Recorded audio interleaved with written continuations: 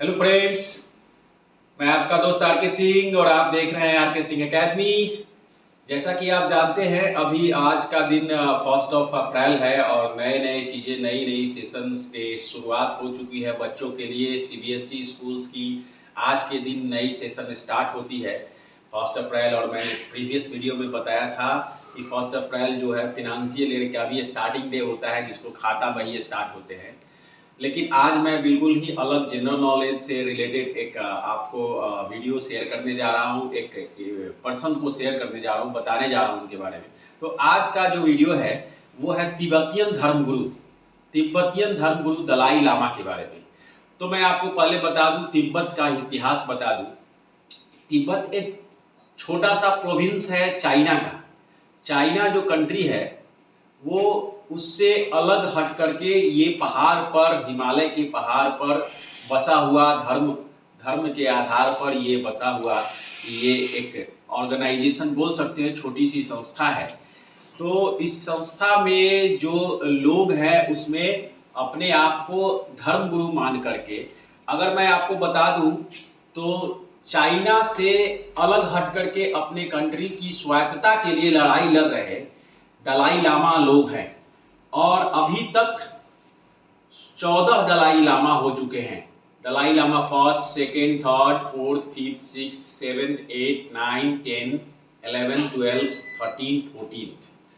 अब प्रॉब्लम कहाँ पर आ रही है कि दलाई लामा जो हैं वो चाइना की जो सरकार है, चाइना की सत्ता है, वो स्वीकार करना नहीं चाहते हैं, चाइना के अधीन नहीं रहना चाहते हैं।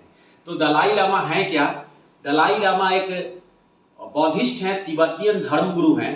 तिब्बत में अपनी सरकार को बनाने और चलाने के लिए दलाई लामा ने ये अपने आप में लामाज लोग अपने एंसेस्टर्स को स्टार्ट किया। और इसकी शुरुआत जब मैं आपको बता दूं 1391 से।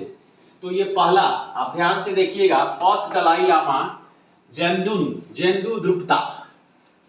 द्रुगपा, ये पहले दलाई लामा हुए। और इससे अभी से लेकर के यहाँ तक मैं आपको बता दूं तो 14वें दलाई लामा जो है, current 14th and current Dalai Lama Tenzin ग्यास्टो, ये अभी हैं। तो प्रॉब्लम कहाँ पर है कि ये सरकार चलाने के लिए और बीच बीच में मंगोलों का शासन आया, हुनों का शासन आया, यानी चाइना पर आक्रमण किया मंगोलों ने, हुनों ने। और आप इतिहास में जानते हैं कि चीन की दीवार इतिहास में एक बहुत बड़ी दीवार के रूप में मानी जाती है। तो चाइना ने इसी मंगोलों और हुनों से आक्रमण से बचने के लिए एक सेफ्टी लाइन खींचा, एक दीवार बनाई, जिसको कहा जाता है चीन की दीवार।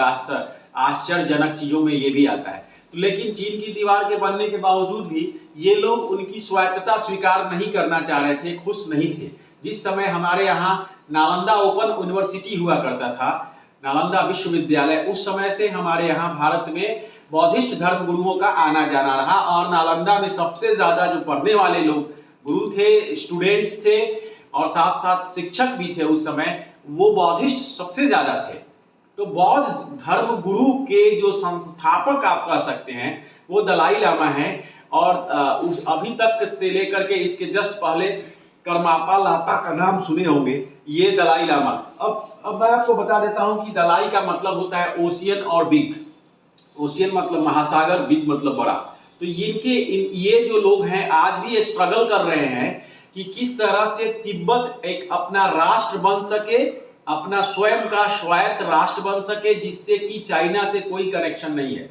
लेकिन चाइनीज गवर्नमेंट तिब्बत पर अपना आधिपत्य आज भी जमाए हुए है। और इस तरह से वहां के जितने धर्मगुरु हैं रिफ्यूजी की तरह दूसरे देशों में रहते हैं। जिसमें मैं आपको बता दूं कि ये जो 14वें 14th दलाई लामा है तेंजिंग ग्यास्टो, ये इंडिया में रह रहे हैं। भारत का जो देश भारत है उसमें हमारे यहाँ हिमाचल प्रदेश के पहाड़ पर, शिमला के पहाड़ों पर अपना मठ बनाए हुए हैं और उसी मठ में रहते हैं। तो भारत एक ऐसा देश है जो सेकुलर कंट्री है, हर देश के हर प्रकार लोगों को आश्रम दिए हुए। और इस तरह से धर्मगुरु जो बौद्ध के धर्मगुरु हमारे यहाँ तो भगवान महावीर और भगवान बुद्ध की धर्मस्थली रही हुई है, जो गया, बोध गया बिहार की मैं बात कर रहा हूँ। तो यहीं पर बोधि वृक्ष है, भगवान बुद्ध ने यहाँ पर उपदेश दिया था। तो इस तरह से इन लोगों को सबसे निकटवर्ती अगर राष्ट्र कहा जाए तो इंडिया है, भारत है जो इनको सपोर्ट कर रहा है। तो लड़ाई ये है कि धर्मगुरु जो बौद्धिस्ट के धर्मगुरु हैं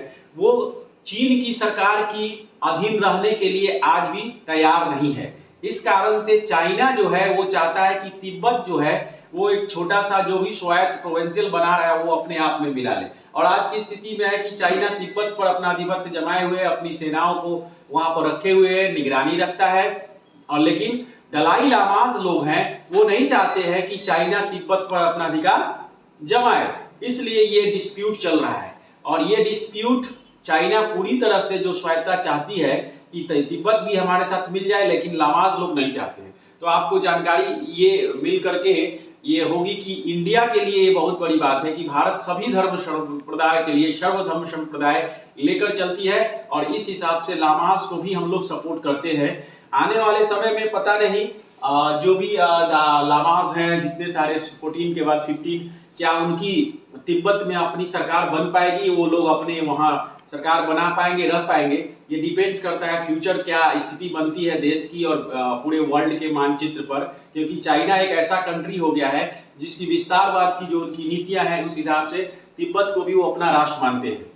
तो मुझे उम्मीद है कि दलाई लामा के बारे में जो भी यानी जितने सारे लामाज हुए 1, 2 से लेकर के 13 तक सभी ने संघर्ष किया अपना सरकार बनाने के लिए। और आज अभी जो धर्मगुरु हैं वो तिब्बत में नहीं रहते हैं क्योंकि तिब्बत में चाइना की सरकार है। तो इस तरह से आपको मैंने आज बताया ये दलाई लामा के बारे में, तिब्बतियन धर्मगुरु। आने वाले वीडियोस में अगर आप कुछ नई चीजें जानना चाह रहे हो तो प्लीज कमेंट बॉक्स में जरूर शेयर करें।